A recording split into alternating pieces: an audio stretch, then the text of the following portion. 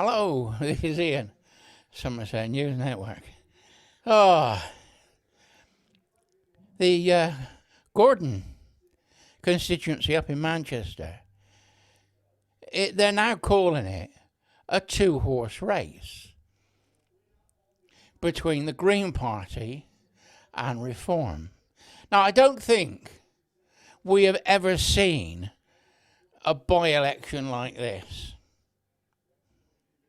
Now, normally, if there's a by-election, if it was Tory and we got a Tory government, Labour or Liberals might get in. And vice versa, if it's Labour, they try and hold it. But Starmer is so unpopular, and his policies are so unpopular. He says he's got a mandate. Well, let's make the by-election a mandate on the Labour Party. If he loses, Starmer has to resign, surely. Either by the sounds of it, by the pollsters, the Green Party is going to win and Reform's going to win. Now, people have rejected the Tories. And the Tories, we call it the right wing, I'm not really into that, will vote for Reform. The Socialists, the Socialists, the Labour Party is out. They do not trust Labour. It used to be the working class, but I don't believe that anymore. It's the left-wing thinking. I don't want to be rude, but you know what I mean. You know, if you asked them if there was a flat earth, they would believe you. That's how dumb some of them are. Now, the Green Party want to keep open boards and let them all in. They're coming in illegally.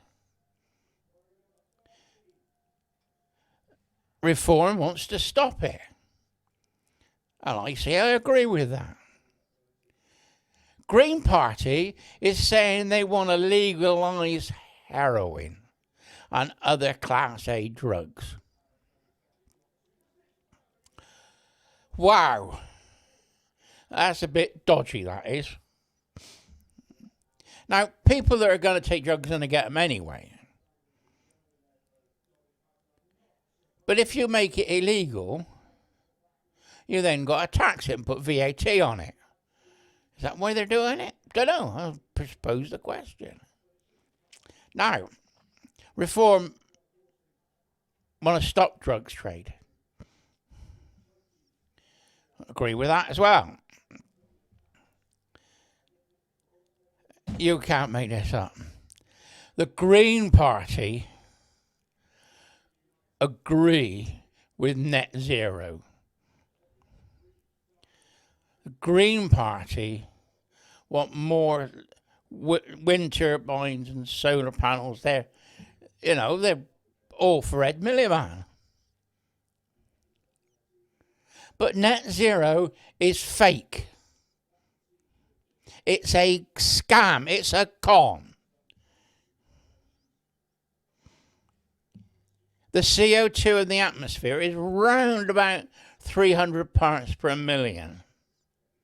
It's the lowest it's been for 40 million years. 40 million years ago, it was 2,500 parts per million. That's when we had the dinosaurs and the big ferns, the wood that collapsed that made the coal fields. Was because we had high CO2. And the plants grew big and the animals grew big. You reduce CO2, which is plant food, then the plants are smaller. It's logic. It's the truth. Net zero is a scam. Reform want to scrap it. Yeah, I'm all for that. I'm voting reform if I was in the constituency, I tell you. Now, net zero. I used to help out in the greenhouse. Summer holidays and that, weekends. I think it was paid something stupid, like £2 an hour, just for helping out on the farm. And it was pricking out plants and planting tomatoes and watering tomatoes. And they had rows and rows of tomatoes in the greenhouse. They had a tank out the back, CO2 it had on it. And at night when we closed it up, they would pump CO2 in. Because the CO2 helped the plants grow bigger. Then in the morning they would turn it off, open the doors as normal. So I don't know the exact figures, but say the CO2 in the atmosphere is 300 parts per million. In the greenhouse, by pumping it in, it went up to 600 parts per million. Only, as a comparison. So we need CO2 for plants to grow. We eat vegetables, which are plants which need CO2 to grow. Cutting to net zero means that vegetables will be smaller. Why can't these people get it into their thick heads? Like I said, they would believe in a flat earth if you told them. Now, I hope Reform wins the by-election. It'll put a spring in their step. I've still got problems with Reform. I'm not, I'm keeping them at arm's length. But at the moment, in my constituency, the guy that's going to stand for Reform, I like him. He's saying all the right things. I've had a chat with him, and I think he's the right guy for the job. We've got a Labour MP. We've been Conservative since World War II. I think we may have had a Liberal before World War II at some stage. But we were a safe Tory seat. And the Tory lost. The Labour MP was not prepared to win. He didn't think he was going to win, I think. He didn't have an office in London. He didn't have an office here. I needed his help on a problem I had. And what you do is if you've got a problem, you can go to your MP and ask your MP to help you. They will write to the people who are causing the problem and hopefully get it sorted out. What happens? When I was in I worked for the civil service for 6 years. When an MP writes a letter to a government department, you get a red folder. And in that folder is the government letter. You might even have the letter from the constituency member in there as well. And you then write back to the MP explaining what you're doing. Red folders went on the top of the pile. They were done first in the morning. They weren't put underneath. They weren't forgotten about. They were put on the top of the pile, and red folders were done first. And they went out the door first. What would happen is, I was an AO. The EO would check the work.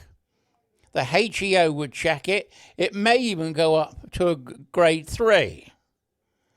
But not normally, only normally went to HEO in my case. It would then come back to me and I would send the file off. So there was checks all the way through. And the files would go back to London in maybe 2 days. because they were put on the top.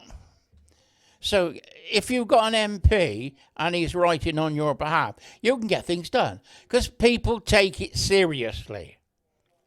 I don't know if they take these MPs in the Labour Party seriously anymore, but they did when I was there. So I wanted to speak to my MP, who was then a Labour MP. I emailed him, got an automatic response. He was elected in July, weren't they? So I emailed him in August, so they were on summer holidays. September, I wrote to him, got no reply.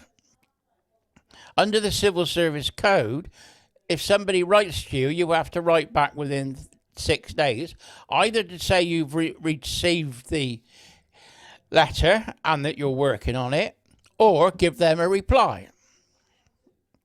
Nothing. Not a thing. So in October, I phoned up the House of Commons switchboard. Now, I know about this. When I was in the civil service, ended up on the switchboard. When we had two telephony girls that worked the switchboards, and they'd done shifts together. And if one was on holiday or one was ill, I would come and take over lunchtime for an hour. Or hour and a half, however long they were having for lunch, because we were all on flexi time, you see. And I got me on the phones. I'm the last person to go on the phones. Anyway, you got the desk, got the computer. All the names come up when you ask them, so you half right. Even if you spell it wrong, it comes up. And you've got a book with all the names in and the departments. Anyway, I had a posh gentleman phone me, and he was trying to get through to somebody in our office. So I said, "Look, sir, we've got Department of Transport, Department of the Environment, Wildlife, Endangered Species, Planning Inspectorate, and Planning Appeals. Now, I'm trying to find out which department to put you to, because the worst thing you want, sir, is to be thrown round the houses. I'm trying to put you through to the right person." So he explained his problem. And he said, "Well, I don't know if I should tell you. This is a bit sensitive." I said, "Sir, we're on restricted information and we don't say anything. That's part of our job." So he told me what was wrong. I said, "I know who you want. I worked on the floor about 2 days before. I knew exactly what the guy did in the office. It was just down the corridor from me." So I put him through. I said, "I just hope this is the right person, and I apologise if it's wrong." Boomf. Anyway, a couple of days later, I'm back on the phones. I think the telephonist was ill, so I was there all day. And the boss came in, and I thought, I'm in trouble here. I've done something wrong. Anyway, he said, "Ian, yeah. Last week when you were on the phones," I said, "Yeah." I thought, "Oh, here we go. I have verbal warning coming out. I'm in the shit." You know, my opinion was, I got a West Country accent. I'm not a phone person. I'm not the best person to be on the phones. So I said, "Yeah." He said, "Well, that gentleman that phoned about the problem, I can't tell you what it is." And he said, it was a member of the House of Lords. And he was so impressed with you trying to help him that he's asked me to tell you, thank you very much.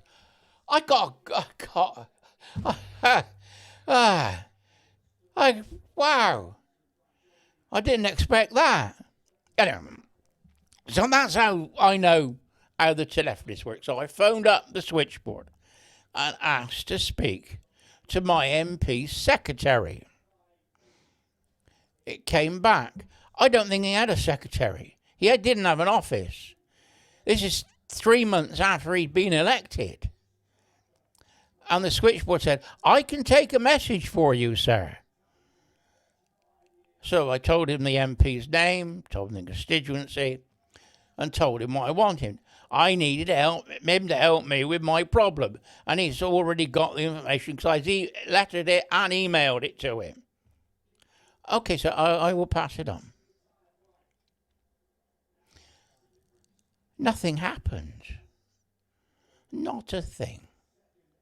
So I came on air. I used YouTube. I said, where's my MP? I got a problem. I want my MP to help. I got 14,000 views on the video. I put it on my local forum. Word must have got around. That was on the Friday, sometime in November, I think. I was on a Friday. On the Sunday morning, I got a phone call, and it was my MP. He said, I've written to them, and they say they're going to sort it out, and I'll speak to them tomorrow morning. Monday morning, round about 11:30, I got another phone call from him. I've spoken to them, and they're going to sort it out, and you'll get it soon. Problem solved. But that took 4 months. My MP was not working at all. Nobody could find him. Nobody knew where he was. Nobody knows what he does. So if we elect people, we've got to have people we can trust who are going to work for us. And I think Matt in the Gordon constituency, in the by-election, is going to work for the people. He says he is. And let's hope that's true. He's a professor of politics, isn't he? I like the guy. So anyway, hope he does all right. And why anybody would vote Green, God only knows. They ain't saving the planet, I tell you. Anyway, Ian, my little sound off for today. Bye-bye.